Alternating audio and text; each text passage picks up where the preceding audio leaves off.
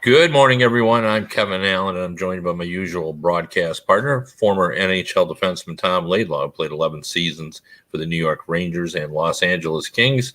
This is the Laidlaw and Allen Report. We come to you twice a week to talk all things hockey, a little bit of cooking, since Tom likes to do that, and some other things as well. And, it's April 25th, Tom. The playoffs are right around the corner. That's one of the best times of year.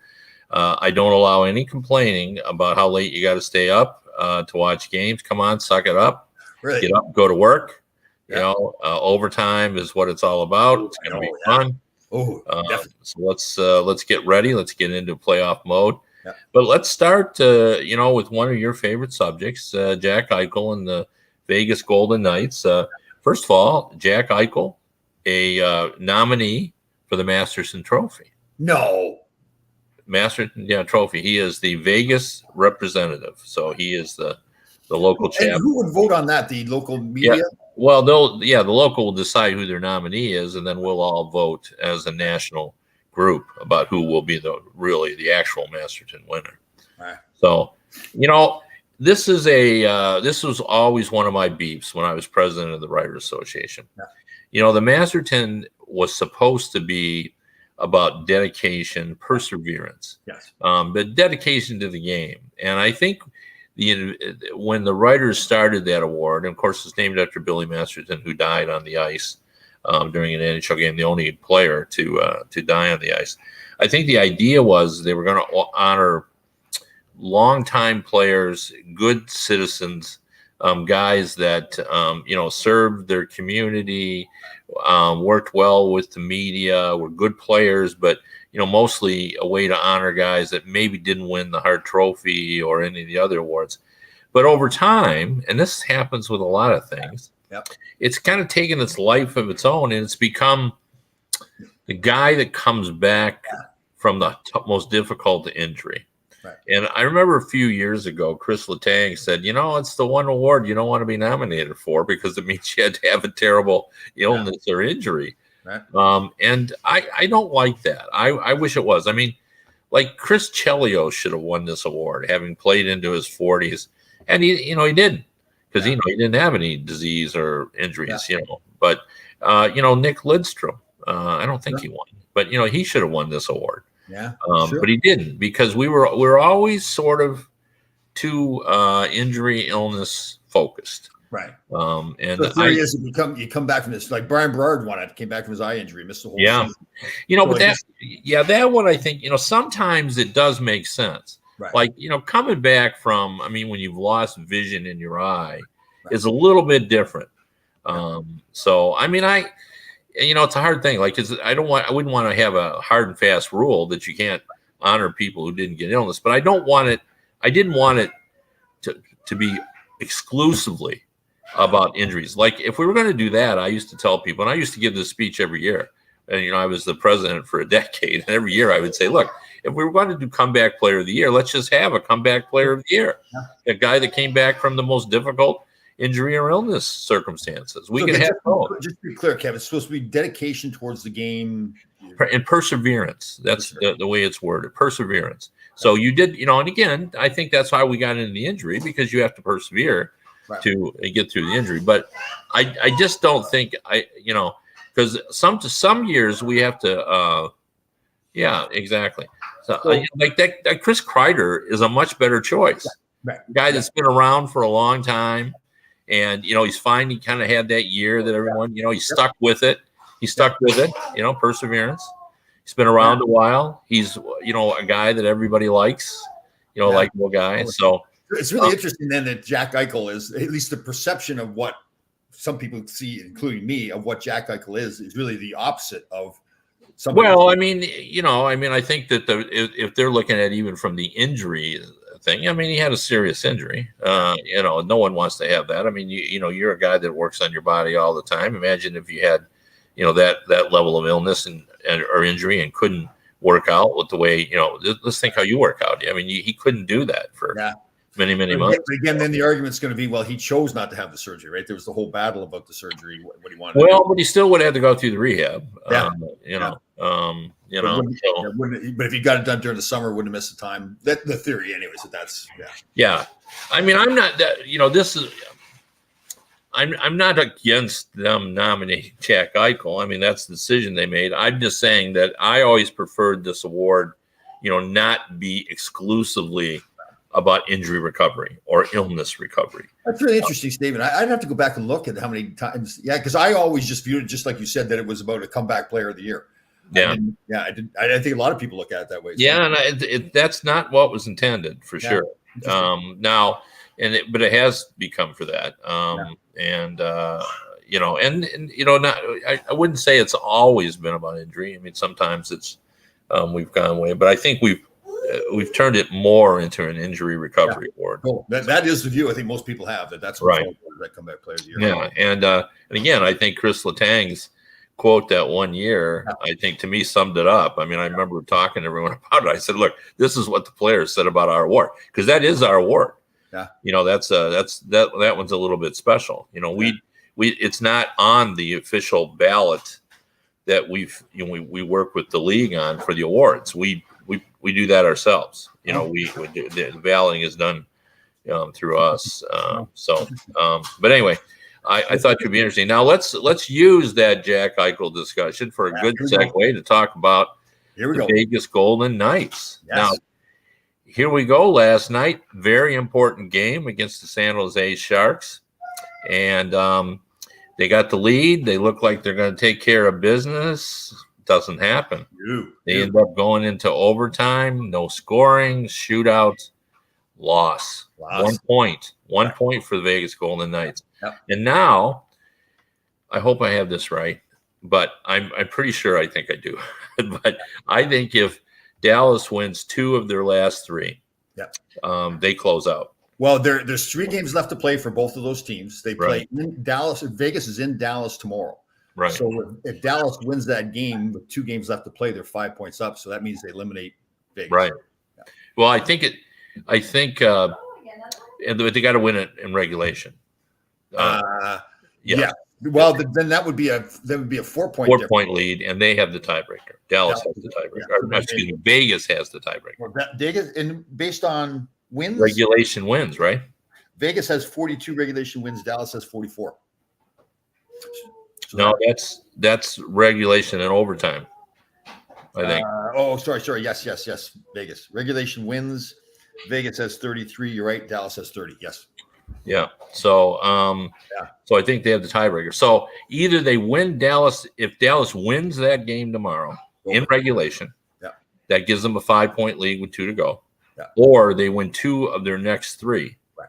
And if they lose that game and then win those other 2, then that means Vegas has to win out, though. Right? Yeah. Of course they have to win out. But or a combination of Vegas losses would do it as well. Yeah. But boy, that's harsh. And we're starting to see a crumbling of the organization. And I say that because of what's been going on with Robin Leonard. Oh. So I don't know if you've been following it, but ESPN reports that he's having season-ending surgery. Oh, that's what they report on Friday. The curse of Andre. Now DeBoer comes out. DeBoer comes out that afternoon and says, "I don't know what ESPN's talking about." He had a maintenance day today. I expect him to be there for the game on Sunday. Oh. And then Elliot Friedman, and of course, he did his homework. He did his investigation. Right. He said to the best that he can figure out, what went on is that Leonard was not pleased that DeBoer had criticized him for how he was playing when he was been trying to play through injury. So he decided, well, if they don't think I can play, I'm going to go and just get this done, and we'll get ready for next year. Oh, God. So okay, so let's get this straight. They go from Marc-Andre Fleury, who maybe is one of the most liked players across the league in the history of the National Hockey League, and now they've got Robert Leonard doing this stuff. And again, we should be careful because he has his own mental health issues too. Now, I'm not saying that's the excuse for any of this. Well, if you go on social media, what you're seeing is, Robin Leonard was right. Because what was his basic take is that teams are only interested in having the players play. They're not interested in your health in terms of the long term. And he said that, Robin Leonard, by the way, hasn't said anything on this. This has all been reported. Right. So that's what people are saying. So, we think that's how it's going, but, until Robin Leonard talks about it. Yeah. But people have drawn the inference that this is exactly what Robin Leonard was talking about when he says, you can go and talk to them about whatever is going on, but that doesn't mean they're going to be sympathetic. But I just view that no question. So what's the problem? That is the professional sports. They're there to win, to make money.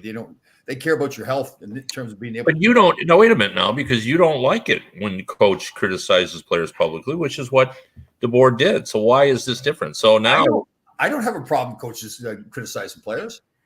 Oh, I thought you did. You said don't you always say it should be within the dressing room? Well, no, I think coaches sometimes do it with a purpose. Maybe they've gone to the player already and they've tried to reason with them. Well, I apologize for that. I thought your position was they should never criticize publicly. So you're fine if a coach comes out and rips players. I think the situation determines it. I think it's what coach is saying it. What's his reputation? Is he a guy that's just playing games, playing mind games? If I look at Mike Babcock and Ken Hitchcock and Mike Keenan, if those guys are doing it, sorry, but my first reaction is to say these guys are jerks. They just don't have the courage to do it privately. They should be doing a different way. Now, if it's another coach that I look like a Gerard Gallant or a Rod Brindamore or something, if he's saying something publicly, I'm more, and again, not knowing the details. Would those guys say anything public, though, is the big question? Well, they don't usually. Yeah. So for them to come out and say something, I think that's a real issue. So, I don't think Mike Sullivan, for example, would come out and criticize his players. I think, he's a harsh, difficult, challenging coach, but it's all done behind the scenes. Right. And Babcock, for the most part, always did it behind the scenes too. What the players didn't like is he would do it publicly within the in front of all the other players. That was their beef with him, calling players out like between periods individually, so. Yeah. Well, it is going to be interesting. Well, it's good. I'm glad we got that clarified. I thought you were always against. I thought the keep it in the dressing room was always your position, but you're saying it's totally fine for coaches to. Well, now don't be. See, you're putting words in my mouth. No, not really. I mean, I don't like it. But if a coach has tried other things, again, if he's tried other things, and depending on the way the player is acting, I think. Sometimes if he's doing it with a purpose, if he's just saying it to be mean-spirited or off the cuff, if he's got a plan for why he's saying it, then I think there are cases when it is useful. Right. So, I guess so. It would, so it's circumstantial. Yeah. Okay. So, guys that I like can do it. Guys that I don't like can't do it. Yeah. Yeah. It's kind of like Jack Eichel and, some of the other things. You are stirring the pot. Hey, I got it just really quick. We had our Ranger. I know we get back to the subject. I like the subject. We have our Ranger Islander alumni game on the weekend. Quite a lot of guys, Benoit Hogue was playing, Turgeon, Alexei Kovalev. We had some pretty good players on both sides. So I did not wear a helmet on the game. They were putting logos on for Northwell Health, the sponsor of the game. They were putting the logos on the helmets. So, of course, I didn't wear a helmet. So they came over and put a sticker on my forehead. So this is what Barry Stein was saying. Did you wear that sticker? Probably. I did during the warm-ups. I don't really want because you're going to be taking pictures. So I thought, okay, that's going to be out there for forever with me with a sticker on my forehead. So, All right, so going back really quick to the Vegas. I would say, by the way, it's not the first time in your life you've had a target on your back or on your forehead. That is true. Because guys went into games looking to go after you, I'm sure. Yeah. So. Now the difference is that it's actually a 5-head. Now it's not a 4-head; it's a 5-head. So. All right. Okay, so Vegas in Dallas tomorrow night. Who's going to win the game? Yeah, I don't know. I mean, Logan Thompson. I don't even know where they are now with Robin Leonard in goal. Did he end up playing last night? We looked that up. I don't even know the answer. I didn't see the game. I just thought about that now. I wasn't paying attention. I was more interested in the result of the game, and I. Yeah. Up here while we're talking. Wow, they lost to Vegas too, man, or to Sharks. Hold it up. Wait. Where's that? All right, well, anyway, while you're looking that up, if they end up, Logan Thompson has actually played pretty well for them, and I love that kind of story. Like Logan Thompson was undrafted, he was a Canadian college player. He's played in the East Coast Hockey League. He's worked his way up, and what's amazing is, he's still only 25 years old. Like he's played everywhere. Thompson was a goalie of record last night. Yep. Okay. So they didn't have. It still didn't have. So maybe it's turned out he is going to end up having surgery. I don't know, but so Thompson's played pretty well though. I haven't seen him play. he has played well. He's got a winning record. I believe must be like 9-6 now, something like that. But I pointed this out when I was on another show. 25 is when we expect goalies to kind of be there and show up, and he's still 25. Like he could turn out to be, because he looks pretty good. Like I remember Don Waddell, your former defensive partner in college, always says about goalies when we talk about him. He says, I don't know much about goalies, but sometimes I look at a guy and I think, well, he looks like a goalie. And that's what you say about Thompson. Yeah. Like he looks like he can be a good goalie. He's big and. So Pete DeBoer, look at what's going on. I hate to go back in time too much, but so Gerard Gallant has all the success. I'm a huge Gerard Gallant fan. They fired him, being in Pete DeBoer. Again, Marc-Andre Fleury, such a popular goaltender, playing so well. All of a sudden now his agent's firing out tweets with a knife in his back or a sword in his back that Pete DeBoer supposedly put in there. And now we've got his battle with Robin Leonard, the replacement for Marc-Andre Fleury. So now they're in a playoff run where they're 3 points back with 3 games to go, and they're playing an inexperienced young goaltender. Maybe it worked out, Well, what's interesting about that, if you looked at the instant success they had, and their expansion team, they come in, they end up in the Stanley Cup final, and they played real well. I would say if you said who are the 2 people who are most responsible for that, I would say number 1 is Marc-Andre Fleury. I would say 2 is Gerard Gallant. Totally. And both of those guys were summarily moved out of the organization. Yes. Summarily is, how would you summarily? What would be a synonym for summarily? Is that like a bad? Well, no, yeah. I mean, they just, there was no they weren't really given due process. Right. Okay. Yeah. They were there, then they were gone. I know. So I know. I never understood the Gallant thing. Like you go in on a Friday, there's an incident, and then you get fired. Right. You were summarily fired. Gotcha. You weren't. We didn't sit around talking about it, discussing. You didn't make your case. Yeah. We went back and forth. We just said no. That's right. You're out of here. So, but yeah, I mean, and really, they haven't been the same team. They've been competitive, but here's the thing about that too, and it really speaks to the importance of those guys, because there's still they've changed the Mark Stone, and as you point out accurately, they've become more of a star team. They've got Stone, Pacioretty, Pietrangelo, Eichel now, but there's still a lot of guys left from that first year. I mean, guys that the Riley Smiths are important. Marchessault is still important. They've got Alec Martinez that they brought in. Is around. So they still have some guys. But it is just a different team. It's a different perspective. Right. And I wonder if DeBoer's reaction to Leonard speaks to his own frustration for that. He knows that he's going to be the scapegoat of this situation, because I don't think it'll be Kelly McCrimmon. Well, I agree with you, because what I understand, and you feel the same way, is the owner is actively involved in these decisions. So it's really hard to fire the general manager. Although, I mean, it's, George McPhee had a lot of success. He's still right there. I mean, I guess you could fire McCrimmon. But I'm with you. I mean, the coach, although, God, I mean, he's had a good record. I like the coach there, but it's just, it's to me more the decisions of the personnel. And again, like how they're handling the salary cap issue. But tell me something. So I actually believe that once Eichel got there, they did not have the cap space for Stone to come back and play. He's back playing now, correct? Right. Yeah. Well, for sure. Yeah. He's been for a back. Right. Yeah. Well, they had, Riley Smith end up on it.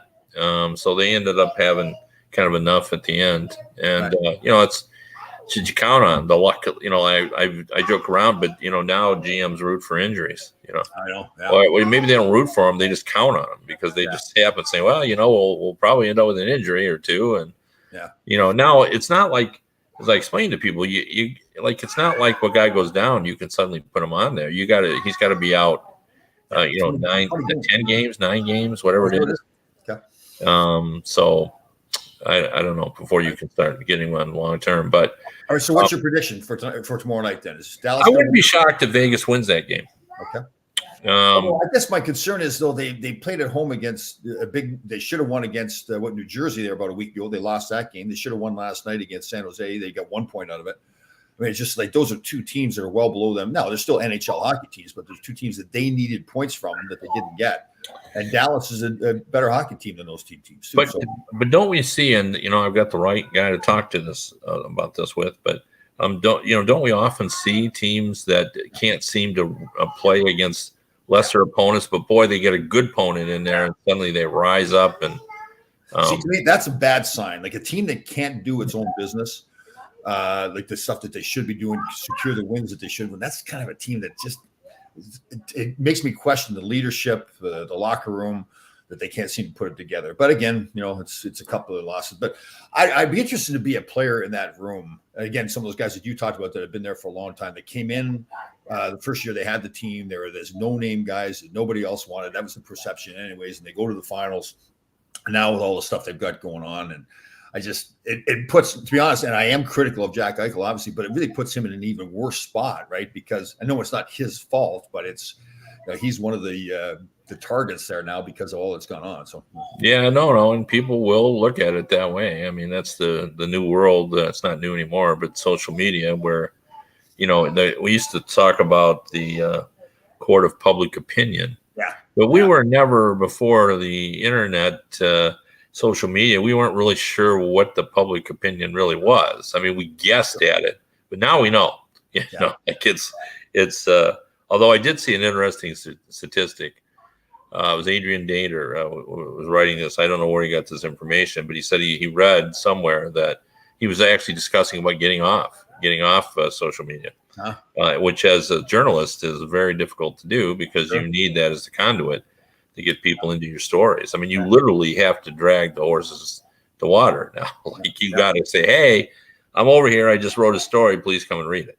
Right. Because people don't surf the web. But anyway, he said that he read that 3% of the Twitter users make 90% of the comments. Oh, wow! Like that's heavy. Interesting. It's revealing. So, and we do. I mean, at my websites, I see the same guys over and over. That's true. Yeah, probably true. There's a lot of people that are just watching to watch, and then they. It used to be for the longest time when people were frustrated and had nothing to intelligent to add to the conversation, they would just say, "What a joke!" Yeah. That was to me the translation was I'm frustrated. I don't like what's going on, but I don't really have anything of intelligence to add. So what a joke! That's true too. That's right. Now the new phrase is "You're a moron." Oh yeah, that's what it is. That like when they're frustrated by their team, and you write something, and they just don't know what else to say anymore. They just say you're a moron. Yeah. So what are you going to do? But it is. I want to discuss two big wins, two blowout wins. Now you may think this game's unimportant, but the Pens beat the Red Wings 7-2 on Saturday night. Tampa beat the Panthers 8-4 last night. Now so to me, the big win again. That's another blowout loss by the Red Wings. Does that and it's not a pattern. I mean, they came back and won last night, I think, in New Jersey. The Wings did.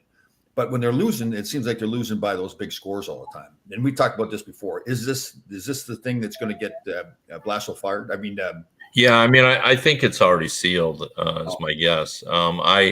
I think I just was talking to one of my colleagues, Nate Brown at Detroit Hockey Now, and he said he was going to write a story this week, and he was going to sort of list the games where this season turned, and by turning, I think he meant that sealed Jeff Blashill's fate. And we're going back to the first time they lost to Toronto and gave up 11 goals. We don't see Steve Yzerman very often. He certainly doesn't. He talks to us 3 or 4 times a year. He's been very good this year when he did talk to us, but we don't get him, so we can't regularly take the temperature, his temperature about the team. But we had a sense, at least our group did, from talking to people, that Steve was very angry about the lack of competitiveness in those games. Like, I don't think he expected this team to make the playoffs. It wasn't good enough. He's a smart hockey guy, and he's just trying to rebuild this team up. but I think he expects it to have pushback every night. Right. And he didn't see that in the second half of the season. And I think for that reason, I think that's why Jeff Blashill's fate is sealed. I think he likes Jeff as a hockey guy. I think he's been on the same page with them. They talk a lot. But I think, like in the hockey world, we just know that at some points, you just got to make a change. You need new faces. And I don't know, isn't that true in almost every business? Totally, absolutely, yeah. And I agree. Like Blashill may be a fine coach, a good guy, and really know the game well and everything, but it's just not working. And you could always say, well, you've got the wrong players or whatever. The players haven't developed enough yet. But at the end of the day, yeah, they can't continue to lose by big scores like that. That's embarrassing. I agree with you. You want to have that culture. We talked about this before, where Edmonton didn't have that culture for many years. All those high draft picks, but they continue to not make the playoffs, not be competitive, and that hurts those young players. They're not learning how to win. And that's the thing here in Detroit. They're Detroit that they're not winning, but they're losing by big scores like that too. That can't become acceptable. Give me that rare game, maybe once or twice a year, where you lose by a big score. But when that's happening, 6, 7, 8 times in the last couple of months, it's not good. Yeah, and with regard to the Lightning, when you're a writer like I am, you tend to, you don't really care who wins, but you end up having teams that you like to watch. That happened to me over the 40 years that I've kind of been writing about hockey. I like watching the Pittsburgh Penguins because I like to watch Malkin and Crosby. I watch the Capitals quite a bit because I like Ovechkin. I like to see, him do his thing. I watch the Rangers now because, a lot of our people who watch this podcast watch the Rangers, and I have become a big fan of Shesterkin. I like, what he can do. I like Adam Fox and that sort of thing. I also have, over the last 3 or 4 years, really become a Lightning watcher. And it's my observation they are not playing well. Over the 20 games, you look at their record, they were like over 15, they were like 6-9 over 15. Their lack of not having the same depth has been evident to me. They don't have as many guys that can come out. But, they may be an older Lion, but, they're still a Lion. And that game last night, I'm sure there was a lot of Kevin froze up there a little bit. We're talking about the Tampa Panther game last night. Big win. Yeah. Well, and when you look at it too, I'm looking at the box score here. They pulled Knight. He let in 5 goals on 17 shots, and then Bobrovsky went in and let in 3 goals on 16 shots.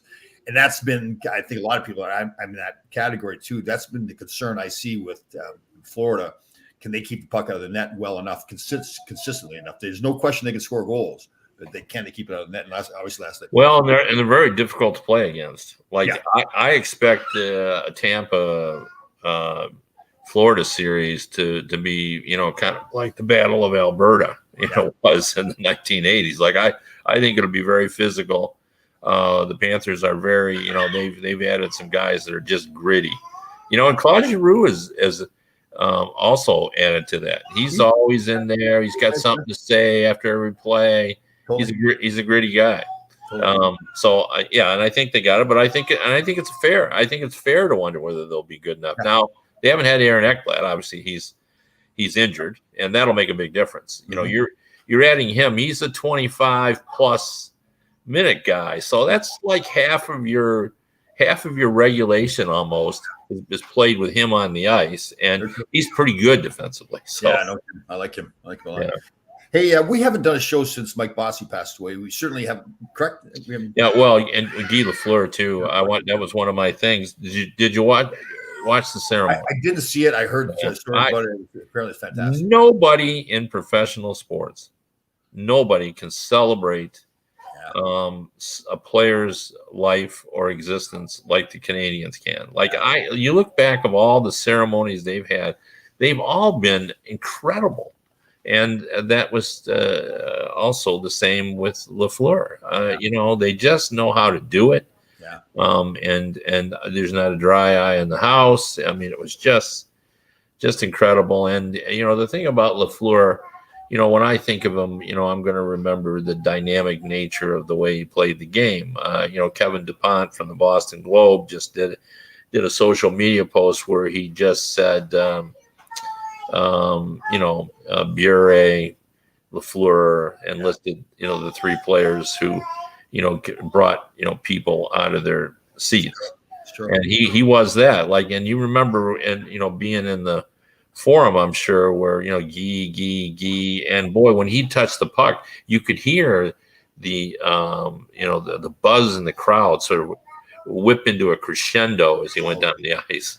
He was one of those guys. I'll never forget when I was a rookie going to the NHL. First 2 or 3 years going into the Montreal Forum. First of all, just being in the Forum on the ice playing, and then you're out there and there's Guy Lafleur coming down, and it was one of those things you shake your head like, this is not happening. It's totally unreal. You're just so awe of him, like the way, and even the way he carried himself on the ice. He kind of like that. Like I think I saw some stories that he was really a big fan of Jean Beliveau and the way he conducted himself, and Beliveau really helped him throughout his career. And you can tell he was a real gentleman on the ice too. Not soft. He played hard and everything like that, but really a gentleman. So big loss. But and so he retires at 33, which today, of course, would be unheard of. Yeah. Then he doesn't play for 3 years and comes back. And he's 37. And he scores 20 goals for the Rangers. Like he still had his hands when he came back. And he was a smoker. Yeah. I always when people talk about, the biggest change in, for you in the years you covered, I said, well, when I started, there were a lot of smokers in the NHL, and there weren't anyone at the end of my career, but Guy was like that, and there were a lot of French Canadian players who smoked. But I remember that when he came back with the Rangers, I remember interviewing him, and he was still smoking then. Yeah. Late in his career, but the fact that he was able to get 20 goals after being 3 years off. Yeah. Just kind of shows you the offensive, the skill, the hands that he had. And then played 2 seasons in Quebec. And I'm pretty sure, even though he didn't have a lot of goals for the season, he didn't play a lot of games. And, his goals per game was pretty good too in Quebec. Yeah. So it was good. And Bossy was the same way too. Playing against him was the same thing.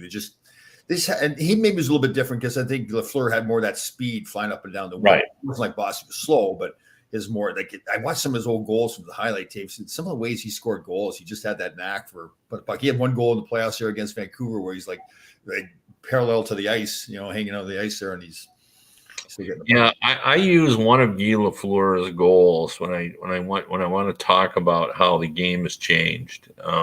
If you remember the famous goal against the Bruins, where he's flying down the wing, and Gilbert is in goal for Boston, and he rips that slap shot, and it just goes by past him. Everybody just, remembers that goal.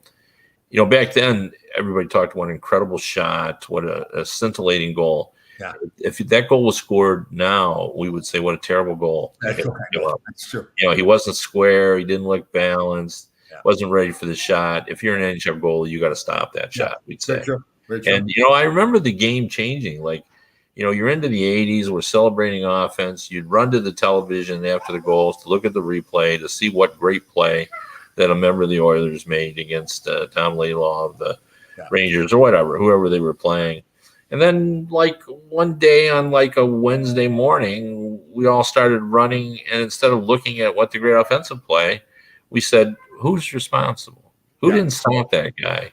And the reason we did that, this is, I think, is important, is because when we moved coaches into the early 90s, they stopped talking about what great goals were being scored. Yeah.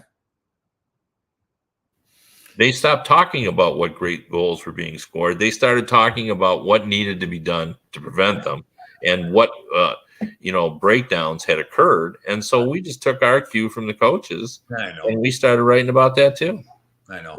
And again, I am on this bandwagon so much, but when I watch the press conferences by Gerard Gallant, and this is maybe one of the reasons I like him so much, he doesn't do that very often. He more talks about, listen, that's the game. They made a good play. Like, he doesn't break down the play all the time. He doesn't have to prove that he knows everything about the game. That's one of the reasons I like him so much. And I think the same thing with Craig Berube, Rob Brind'Amour, when you saw them talk, they're all the same way. Listen, the other team made a good play. We got to work harder at it. It's not that complicated game. Okay, you may not want to talk about this. Al Sabaka, the Zamboni driver in Detroit. Do you want to cover that? Oh, yeah, sure. So Al Sabaka is a legend, and I lived in Detroit in the Asian business. I knew him well. I always would have barbecue set up outside, during the playoffs and everything. Great guy. He just got fired recently for urinating in the drain by the Zamboni. Correct.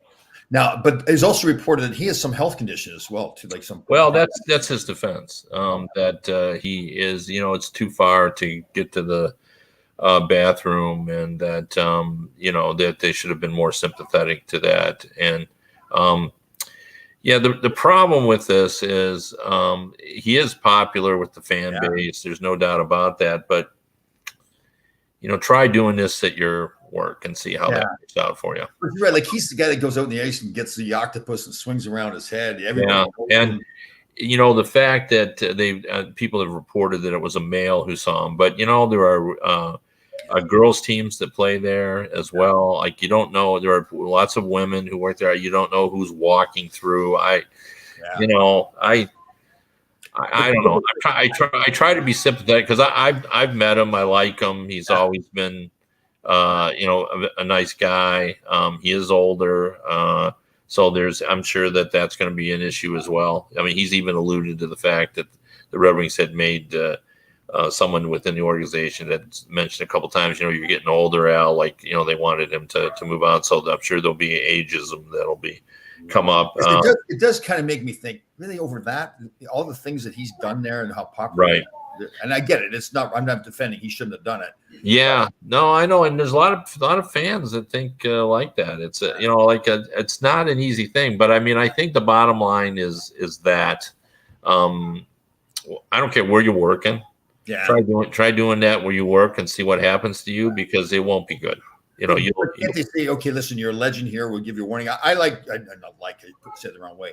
It kind of makes you think, okay, they're trying to find a way to get rid of him. He was getting older and he needed to move on. Maybe that's the case. I mean, I think that will play out in court. I think there'll be a lot of discussion, about that. And, I don't mean to beg off, but I think this is one of those harsh reality things where you sort of understand it, yet then you look at the person and you're saying, couldn't you find a better solution? And I don't know what his medical conditions are, so it's really difficult to kind of comment. But we've spoken, my colleague Bob Duff spoke to his lawyer. We've given his side of it as well. And that was, the idea that he does have a medical condition. And again, I haven't gone out and looked and seen how, does he have a bathroom in his office? I got no idea. I don't know how close it is to one there. There are a lot of bathrooms in Little Caesars Arena. I know that. But I don't know, I don't know down in the bowels down there, like where they are. I mean, you wouldn't think there'd be a lot of bathrooms down there. But so it's an issue. I know they're having a fundraising barbecue for him. Really? Wow, that's great. Yeah, which I thought was kind of appropriate given that he was known for his barbecue. And everybody loved him. The visiting teams come in there. I was there as an agent. I always see him all the time. Obviously the home team. Yeah, no, and he was a very colorful, popular figure. The twirling, the league, prevented him from. They wanted him to stop twirling because the octopus juices would get on the ice, and it's dangerous. They get on. I didn't know that. That's no. I mean, I know that you're a skater, and you just like you don't want a penny there. You also don't want octopus juice. Apparently it causes some issues with skating, but I don't know. So then they had even the Red Wings. The tradition has been curtailed a little bit. They still allow it, but it's almost like the Red Wings said, "Hey, don't be sneaking in octopus. We'll supply 2 or 3, and then so designated people get to hurl them." Okay. Because before, I think they kind of promoted it before, right? And people would sneak them in. I mean, we used to count them during the games. Like that was the 34th octopus that went on. It's like the rats in Florida, right? Way back when they were doing well. They have the thing that I liked about the Rats, and I'm really in the minority on this one. But I always felt they should have let that go. Even the team hated it because he killed momentum. But and for those who don't know what happened, 1996, the Rat Slayer, as he was known, Scott Mellenby, killed a rat. And the Panthers, they were playing the old Miami Arena in a decrepit old place, and they had rats the size of raccoons in that place. and he ended up killing one in the dressing room with his hockey stick. Yeah, he slap shot it right in the wall. Yeah, he did. Yeah, he killed them. And I think it was Johnny Van Beesbrook called it a rat trick instead of a hat trick. Oh. And then there was a lot written about it. It was a fun story. And then for some reason, everybody, not everybody, but some people got the idea of let's bring plastic rats to the games. And there was a bunch. And then next game, there were more and more and more. And then in the playoffs, every time they scored, you were knee deep. I mean, literally knee deep in rats. And it took 20 minutes to scrape those rats off. And it was really a momentum killer. They'd score a big goal, and all of a sudden, you want that energy, you want to get back in, you want that puck drop, you want to drive in, you want to get another one.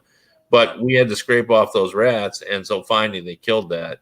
And I understand completely, but I'm saying what I liked about it is it was spontaneous. Yeah, this wasn't a marketing thing. Right. This was it just happened. Yeah. And it happened, and it was fun. They probably did have to do something just because it really did take a long time. Yeah. They drained the garbage cans out. Yeah, it did ruin the game, but it was fun though. Yeah. Yeah, I mean, it wasn't like when you have the hat trick and they throw hats. It takes you a little bit of time. It doesn't take 20 minutes. Like it was. So anyway, that was the story behind that. So I don't know what will happen. With Al Sabatka, but I'm sure it will not. It's got to be some kind of settlement. There's got to be some kind of settlement. The Red Wings aren't going to want this. He was too popular a guy. They're not going to want this dragged through the mud. Yeah, I'm guessing so. I just don't know. I know, you don't want to have. I might have Al's number. Should we get him on the show? So, well, I mean, you can ask him. I mean, if he wants to come, I mean, I'm sure you can get his lawyer. Yeah. So we get Al on. He's classic. So, yeah, I don't know if his lawyer would want Al to come on. That's true. Probably. Yeah. So, anyway. All right. We appreciate everyone tuning in. It was really odd for me last week. We didn't have shows. Yeah. There's a few people that direct message me, so they're kind of concerned, like, what's going on? You're having a show all week, so yeah. So on Monday it was Tom, and on Wednesday it was me. We couldn't get together for whatever reason, but we'll be back on Wednesday. And if you want to read what I have to say about hockey, I'm at HockeyBuzz.com. I'm also at DetroitHockeyNow.com talking about the Red Wings as well because I live in Michigan. There you go. And again, if you want to listen to the radio version of the show, you can go to radio.co at 365 Sports. Again, radio.co at 365 Sports. We'll see everybody on Wednesday.